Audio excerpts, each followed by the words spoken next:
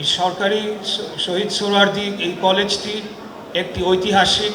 এবং অত্যন্ত আমি বলবো যে এমন একটি প্রতিষ্ঠান যার একটা ঐতিহ্য রয়েছে, দুঃখিত, একটি ঐতিহ্যবাহী প্রতিষ্ঠান। এবং এই ঐতিহ্যবাহী প্রতিষ্ঠানটিকে আমি মনে করি যে বিগত 17 বছর সারা বাংলাদেশে যেভাবে একটা অনির্বাচিত অগণতান্ত্রিক সরকার অবহেলা করেছে, এই প্রতিষ্ঠানটিও তার বাইরে নয়। এখানে যে আবাসন ব্যবস্থা, শিক্ষার্থীদের হোস্টেল, সেটার একটা চরম সমস্যা তুলে ধরা হয়। তখনও সেই দিনও আমি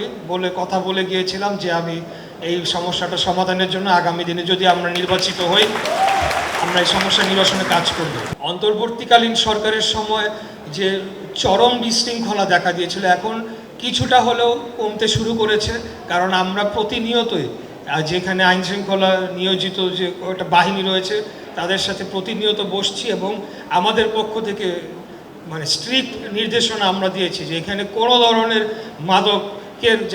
যারা জড়িত হবে, সেটা বাহিনীর লোক হোক, বাইরের লোক হোক, মাদক সেবী, মাদক বিক্রেতা যারাই হোক, এর ব্যাপারে জিরো টলারেন্স নীতি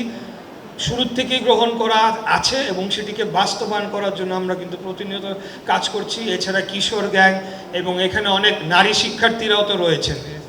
তাদের নিরাপত্তা এবং শিক্ষিকারা রয়েছেন, তাদের নিরাপত্তা নিশ্চিত করার জন্যে আমরা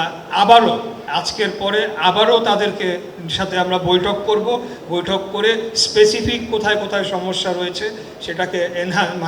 নিরসন করার জন্য কাজ করব। প্রয়োজনে আমরা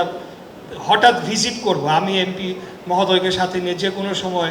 ভিক্টোরিয়া পার্ক, রাতে হোক দিনে হোক, আমরা ভিজিট করে আমরা যদি খবর পাই, আমি এই ক্ষেত্রে বিশেষভাবে অনুরোধ জানাবো আমাদের যারা ছাত্র সংগঠন, যারা ছাত্র দলের নেতাকর্মীরা আপনারা রয়েছেন, আপনাদেরকে উদ্যোগী ভূমিকা নিতে হবে এবং যে কোনো অপকর্ম যদি হয়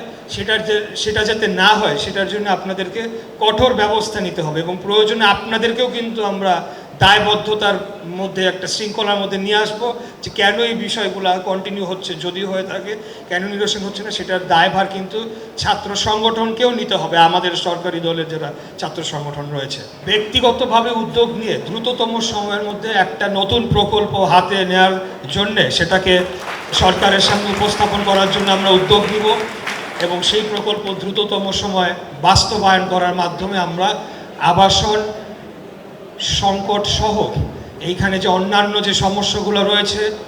সেখানে ক্লাসরুমের ঘাটতি রয়েছে, আপনাদের একটা ভালো সায়েন্স ল্যাবরেটরি নাই এবং আরও আধুনিকায়ন করা যায় কীভাবে এই কলেজটিকে, সেখানে বাইরের থেকে নলেজ ট্রান্সফারের মাধ্যমে আরও উন্নত এবং টেকনোলজির উপরে আরও